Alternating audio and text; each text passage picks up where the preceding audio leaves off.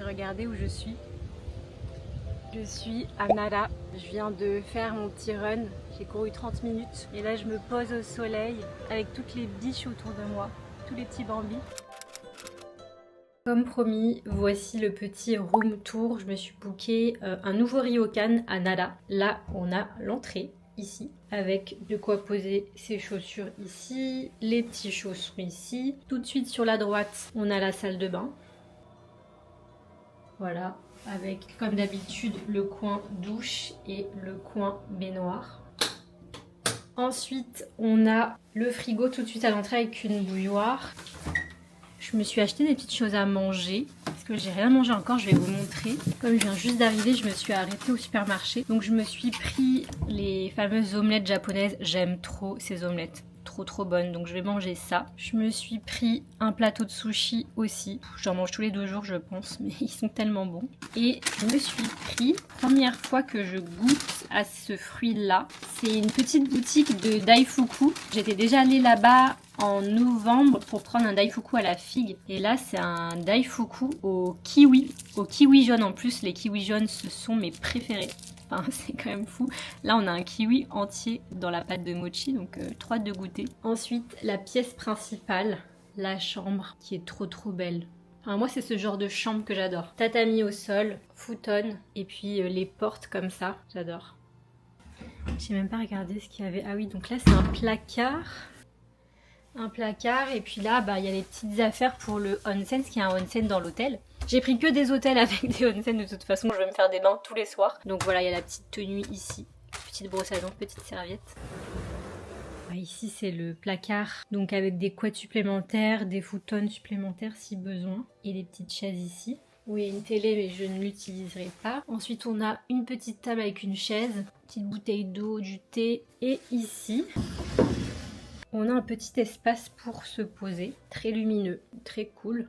Avec une petite vue bien sympathique. Donc là, si vous êtes déjà venu à Nara, vous devez reconnaître un peu où je suis. Je suis au niveau du petit lac là-bas. Belle petite vue. Juste ici, je pense pas qu'on voit, mais moi je les vois d'ici. Des bambis.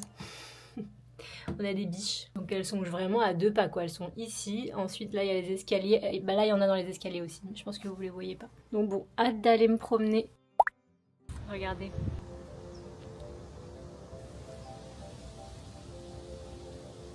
Je suis encerclée.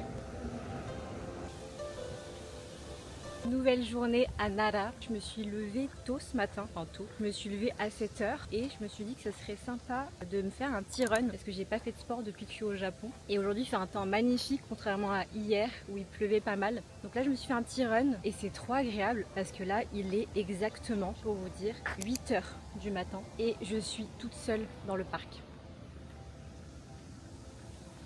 C'est trop agréable. En général, c'est un parc qui est assez blindé, surtout par ce temps. Et là, je suis toute seule avec les petits bambis.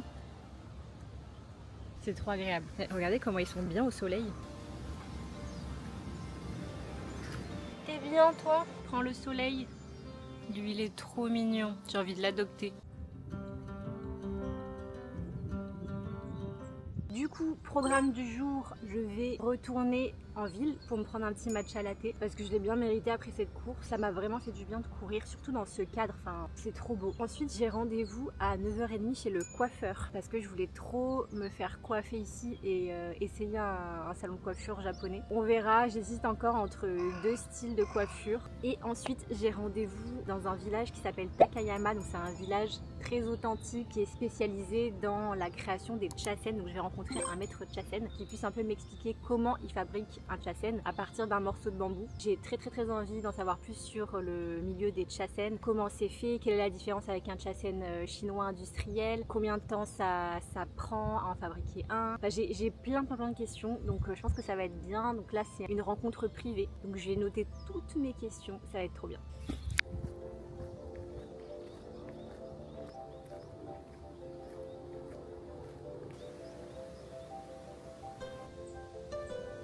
C'est trop agréable. Je pourrais rester ici toute la journée.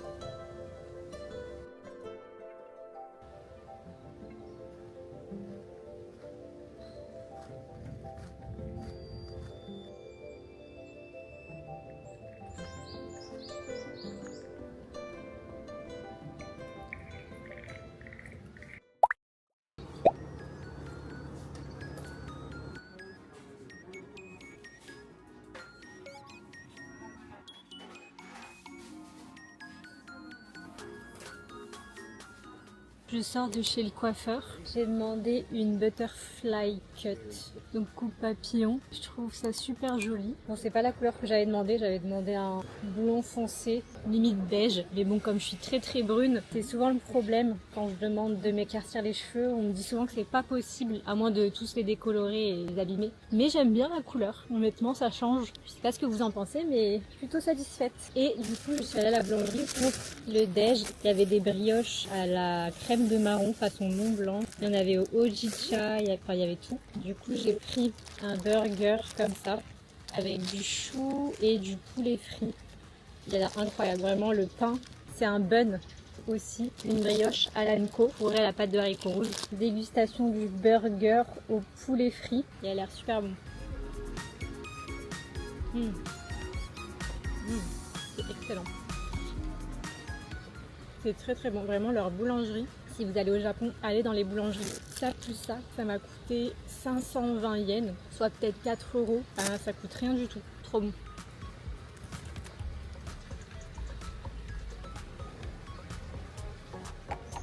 Et maintenant, place au dessert. Alors, à chaque fois que je vais au Japon, je prends cette brioche. C'est vraiment le genre de brioche qu'on n'a pas chez nous en France. Donc voilà, c'est une brioche comme ça, fourrée à l'anko. Regardez. Waouh. Ils sont bien généreux en garniture. J'adore. Franchement, allez dans les boulangeries japonaises et prenez cette brioche. Alors je sais que la pâte de haricots rouges, ça peut faire peur dans les desserts, mais je vous jure que c'est trop bon. En fait, ça a comme un goût de crème de marron, je dirais, en un peu plus fruité.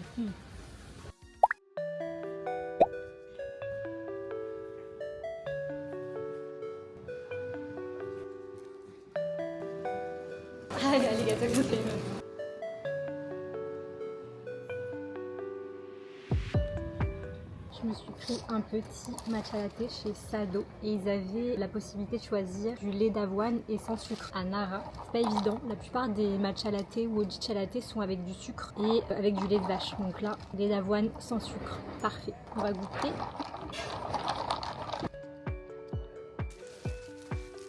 Très bon, très bon.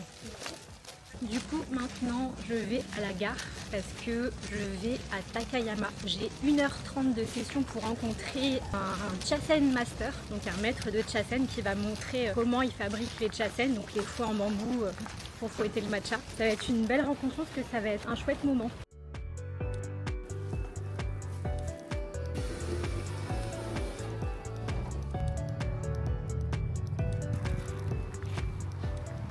Bien arrivé dans le village de Takayama. Donc là je cherche le lieu où je vais avoir mon workshop spécial Chasen. J'ai trop hâte parce que ça fait des années que je veux savoir comment on fabrique un Chasen de A à Z. Donc ça va être hyper intéressant. Et ça va aussi me permettre de faire un peu plus de contenu éducatif sur Maison Hiroko pour vous montrer un peu comment on fabrique un Chasen, à quoi ça sert, comment l'utiliser, etc. Ça va être trop cool.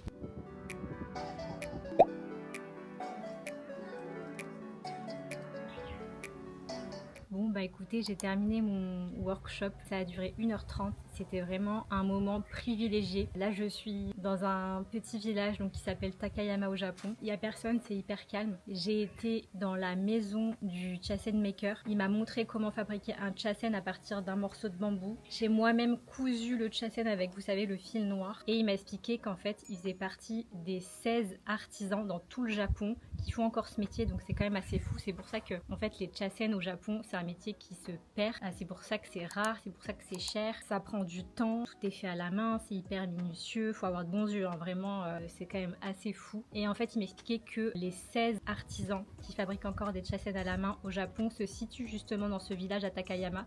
Donc ils sont tous regroupés ici. C'est un métier qui se perd parce que les Chasen industriels chinois se sont pas mal développés ces dernières années. Ils sont beaucoup moins chers, ils sont très bien imités mais vraiment pas égalés. Donc j'ai posé toutes mes questions pour savoir quelle était la différence différence entre un chasen industriel et un chasen artisanal et fait au Japon. J'ai demandé s'il fallait obligatoirement, vous savez, tremper le chasen dans l'eau avant de faire son matcha. J'ai appris plein de choses et il y a pas mal d'informations qui circulent sur les réseaux qui sont fausses. Je m'en doutais un peu, mais c'est bien d'avoir appris tout ça parce que je vais pouvoir justement vous retranscrire les bons messages sur Maison Iroko. Donc c'était l'objectif de ma venue, donc je suis très contente. Donc voilà, franchement on a passé un bon moment et puis là je vais rester un peu à Takayama parce que c'est tellement paisible. Je vais vous montrer le calme qu'il y a autour de moi, vous allez voir. C'est fou. Donc là je suis toute seule au musée du chasen parce que je voulais continuer à en apprendre davantage et que ça m'intéresse beaucoup. Bon, c'est tout petit, il n'y a pas grand chose à l'intérieur, mais là il y a un très beau jardin, donc je vais aller me balader un petit peu. Et attendez, je vais vous montrer un truc. Je suis repartie avec le chasen que l'artisan a fabriqué sous mes yeux. Donc le maître chasen il s'appelle Tango Tanimura. Il a signé ma boîte. Donc à l'intérieur, ça c'est sa signature avec son nom. Et à l'intérieur, on a le chasen qui vient tout juste de fabriquer sous mes yeux. C'est moi qui l'ai cousu. C'était vraiment minutieux parce qu'il fallait aller à l'intérieur, à l'extérieur, à l'intérieur, à l'extérieur. Et je suis passée 3 fois, donc j'ai fait 3 tours. Mais il est vraiment magnifique. Donc ça, c'est un vrai chasen artisanal, fait main, fait au Japon, dans les règles de l'art. Il est vraiment magnifique. Je pense que je ne vais même pas l'utiliser tellement il est précieux. Je vais le garder toute ma vie en souvenir, mais je ne l'utiliserai pas en souvenir de ce moment et de cette journée. Donc voilà, vraiment journée très cool. Ça aussi c'est un conseil que je peux vous donner si vous venez au Japon. Réservez des activités comme celle-ci, réservez de la calligraphie, de l'ikebana, un cours de cuisine, enfin réservez vraiment des choses qui vont vous permettre d'être en totale immersion dans le pays. Ça vous permet d'apprendre des choses et c'est trop cool quoi, vous êtes en immersion totale. Donc là petit programme, je vais terminer la visite du jardin et ensuite je vais voir s'il y a des choses dans le coin, mais je crois que c'est hyper calme puis à pied c'est pas la meilleure option. Je vais aller me balader un petit peu parce que de toute façon j'ai rien d'autre à faire et que c'est ma dernière journée dans le coin puisque demain je pars à Osaka parce qu'après demain je vais voir Iroko. J'ai trop hâte de la voir, elle me manque trop.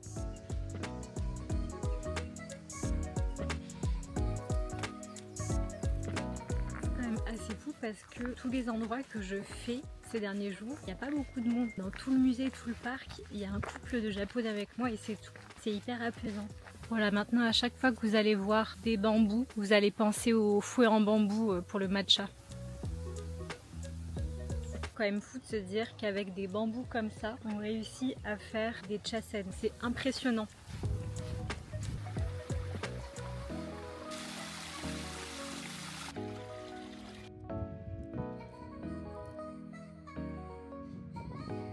Et regardez la plaque d'égout, il y a un chasen dessus, elle est trop belle.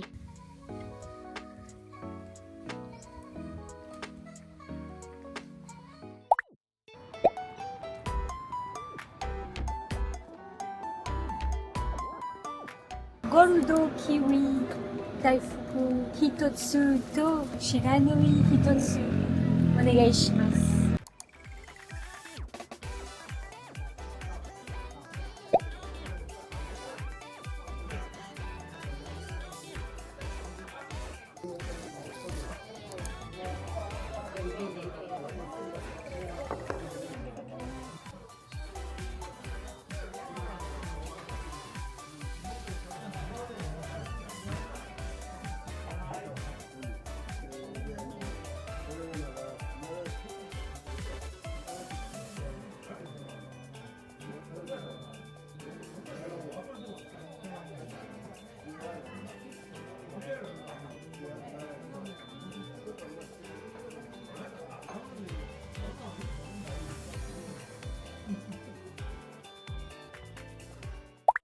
Bien rentrée à l'hôtel au Ryokan. J'ai mangé dans une adresse plutôt sympathique. Franchement, c'était un izakaya. C'est vrai que j'en fais pas souvent et je devrais en faire un peu plus parce que ça permet de goûter un peu à tout et de prendre plein de petites assiettes. Donc c'était trop bon. J'avais pris une omelette roulée à la sauce soja. Qu'est-ce que j'ai pris d'autre? J'ai pris des tsukune, c'est des brochettes de boulettes de poulet. J'ai pris des yakitori, donc brochettes de poulet. Et j'ai pris des pickles. Je pense qu'en rentrant, Je vais vous faire plein de recettes de pickles parce que c'est vrai qu'ici il y a plein de pickles, il y a des rayons entiers de pickles dans les supermarchés et dans les restaurants, il y en a toujours un petit peu à côté en side. Bah c'était plutôt pas mal, c'est très très bon même. Et puis là je vais manger mon petit dessert parce que, alors ça fait 3 jours que je suis à Nara, c'est mon dernier jour parce que demain je pars à Osaka. Ça fait 3 fois que je vais dans cet endroit. Benzaiten. C'est des daifuku aux fruits. Je vous ai d'ailleurs filmé un contenu sur Insta et TikTok où je déguste 3 différents daifuku aux fruits. Quand cette vidéo sortira, le reel et le TikTok sera sorti. Mais bah, j'en ai pris 2 parce que comme c'est mon dernier jour, je voulais en profiter. Je vais vous montrer à quoi ça ressemble. Je pense que je préfère cette version de daifuku à la version avec de l'anko, la pâte de haricots rouges. Je préfère la version aux fruits comme ça, sans pâte de haricots rouges, même si j'adore l'anko, vous le savez. Mais je trouve que c'est plus léger, c'est plus frais. Donc ça se présente comme ça, donc on a une petite boîte. À l'intérieur, ils mettent les petits sachets congelés pour conserver au frais. Et à l'intérieur, il y a une notice pour savoir comment découper son daifuku à l'aide d'une ficelle comme ça. Donc bon là je vais pas le faire parce que faudrait que je mette une table pour vous montrer etc. Mais dans la vidéo sur Instagram je l'ai montré. Et c'est la 3e fois que je prends celui-ci au kiwi parce que c'est les kiwis jaunes, les Sun Gold et ce sont mes préférés. Enfin j'adore ces kiwis, il fait presque toute ma main. Il est lourd. J'ai pris ça, ça fait la 3e fois que je le prends. Et j'ai pris un petit nouveau, j'en ai pris un au melon. Je crois que c'était au melon. Non, ah non j'ai pas pris au melon. Ah je sais plus. Ah non j'ai pas pris au melon. Pas du tout, rien à voir. Alors je sais plus comment ça s'appelle, c'est une orange qui vient d'ici. C'est une orange typique japonaise mais j'ai oublié le nom. Autant là je peux vous lire ce qui est écrit parce que c'est en katakana. C'est écrit Gorudo Kiwi, Golden Kiwi simplement. Mais là c'est en kanji et les kanji j'ai du mal. C'est de l'agrumes. On se calme. Donc voilà comment ça se présente. Donc vous avez de la pâte de mochi comme ça et à l'intérieur juste du fruit, rien d'autre. Il n'y a pas d'anko, il n'y a pas de pâte de quoi que ce soit, c'est juste le fruit entier. Dégustation.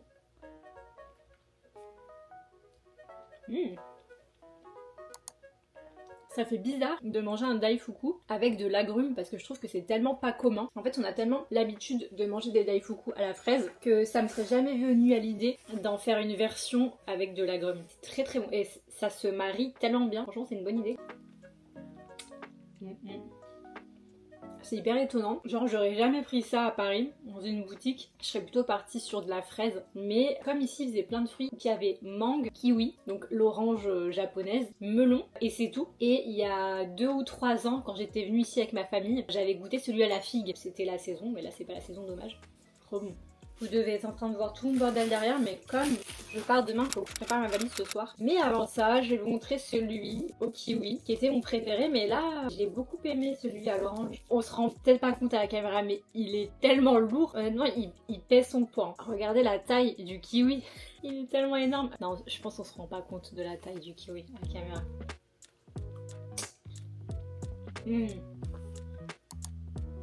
Excellent, franchement, je sais pas lequel choisir entre le kiwi et l'orange.